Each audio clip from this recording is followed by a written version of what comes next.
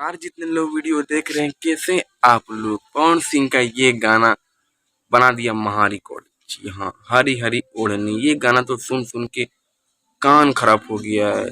जहाँ जाते हैं यही गाना सुनते हैं, हरी हरी ओढ़नी। बहुत ही बेहतरीन सॉन्ग है। इसमें पवन सिंह इतना अच्छा गाना गाए ना, जितने तारीफ करे उतने कम है। और डिम्पल सिंह डांस इतना अच्छा किए हैं।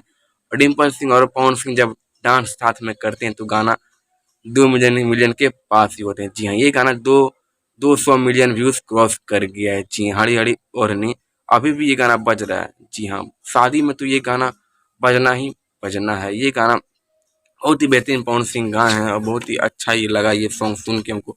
भोजपुरी इंडस्ट्री में पवन सिंह जी का गाना ज़्यादा गाते नहीं है, लेकिन गाते हैं तो तहलका मचा देते हैं। जी हाँ, बहुत ही बेहतरीन सॉन्ग है।